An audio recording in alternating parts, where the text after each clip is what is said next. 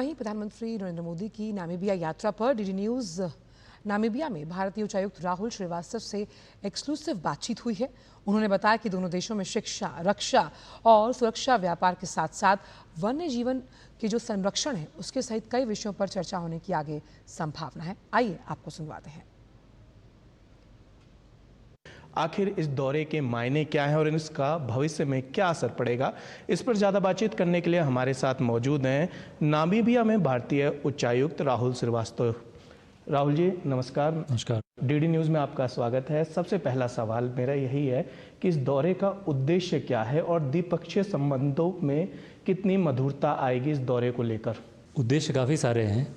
ये जो विज़िट हो रही है ये 27 साल बाद हो रही है, तो एक तो बड़ा उद्देश्य ये है कि जो इतनी बड़ी गैप है वो फिल होगी और बहुत सारी दूसरी चर्चाएं होंगी, इकोनॉमिक, ट्रेड, इन्वेस्टमेंट और कल्चर, बहुत सारे एरियाज़ हैं, कैपेसिटी बिल्डिंग, इन सब बातों में भी, इन सब जगहों पर भी चर्चा होगी जब प्रधानमंत्री जाएंगे। सर, क्या इस दौरे से भारत को अफ्रीकी महाद्वीप में अपनी रणनीतिक पकड़ मजबूत करने में मदद मिलेगी? अफ्रीका हमारे लिए एक प्रायोरिटी है और ये प्रधानमंत्री जी हरदम बोलते हैं।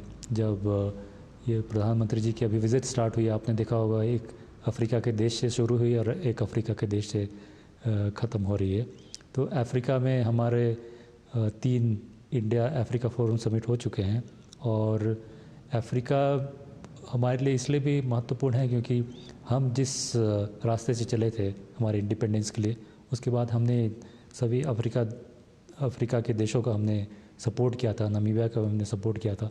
हमारे जो डेवलपमेंट के चैलेंजेस हैं वो एक जैसे हैं और इंडिया में ये चैलेंजेस काफ़ी बड़े हैं, लेकिन हमने बहुत सारे चैलेंजेस का हमने सॉल्यूशन निकाल लिया है। तो हम भी चाहते हैं कि भारत अपना एक्सपीरियंस, एक्सपर्टीज़, नॉलेज इन सब एरियाज़ में शेयर करे।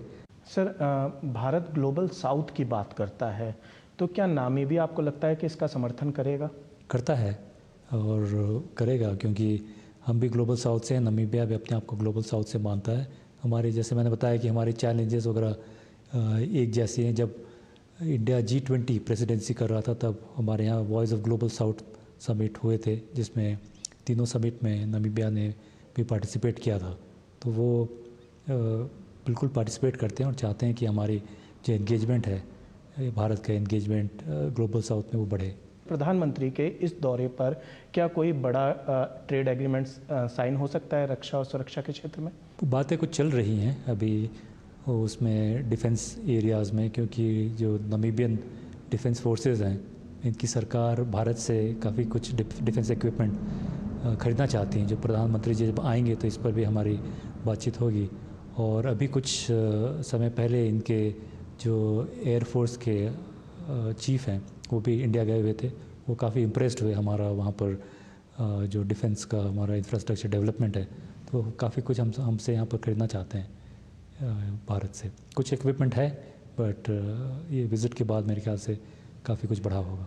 नामीबिया भी की अगर बात की जाए तो वो महत्वपूर्ण देश है, लेकिन जो भारतीय दर्शक हैं खासकर डीडी न्यूज़ के, वो उनकी एक बड़ी इच्छा रहती है कि अगर नामीबिया में व्यापार करना चाहें तो कौन कौन से ऐसे सेक्टर हैं जिसको लेकर हम आगे बढ़ सकते हैं? बहुत सारे सेक्टर्स हैं, जिसमें जो अगर बड़े सेक्टर्स बताऊं तो माइनिंग, मिनरल्स, अभी जैसे इनके क्रिटिकल मिनरल्स वगैरह तो हैं इनके पास, रेयर अर्थ वो सब भी हैं, लेकिन मार्बल है तो काफ़ी इनका अच्छा मार्बल है। यहाँ से काफ़ी सारी कंपनीज आती हैं जो कि भारत से इसमें इन्वेस्टमेंट कर रही हैं। ट्रेडिंग में यहाँ पर एक हमारी कंपनी है जो कि 2000 लोगों को एम्प्लॉय करती है। तो आप कोई भी एरिया चूज़ कर सकते हैं, क्योंकि यहाँ पर इस चीज़ की प्रॉब्लम नहीं कि भाषा अलग है, भाषा भी ये अंग्रेजी समझते हैं, तो हमारे लिए व्यापार करना आसान है। सर, आपने अभी कहा कि क्रिटिकल मिनरल्स की अगर बात की जा रही है तो क्या यूरेनियम को लेकर भी किसी समझौते की संभावना है? यूरेनियम पर भी बातचीत होगी और प्रधानमंत्री के विज़िट के बाद मैं आशा करता हूँ कि यूरेनियम हमारे नामीबिया से भी यहाँ सर इंडिया में भी एक्सपोर्ट होगा, क्योंकि हमारा एक एग्रीमेंट है, लेकिन कुछ उसमें डेवलपमेंट ज़्यादा नहीं हो सक रहा है, क्योंकि कुछ चीज़ें हैं जो कि हमें क्लैरिफाई करनी है। वो प्रधानमंत्री जी के विज़िट के बाद हो जाएंगे। उसके बाद हम, मेरे ख्याल से, यूरेनियम भी यहाँ से एक्सपोर्ट कर सकेंगे। आपको लगता है कि भारत की जो विदेश नीति नामीबिया को लेकर है, अगले 10 सालों में आप किस तरीके का परिवर्तन देखेंगे?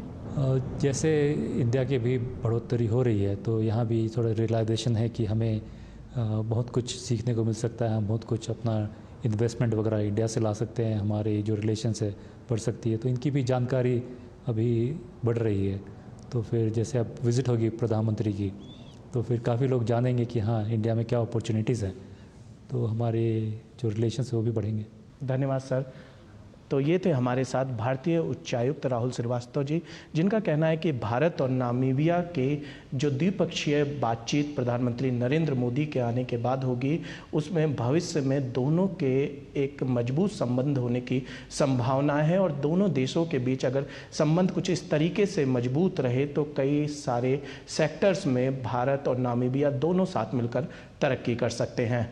डीडी न्यूज़ पे इतना ही। देश और दुनिया की तमाम खबरों के लिए बने रहिए हमारे साथ।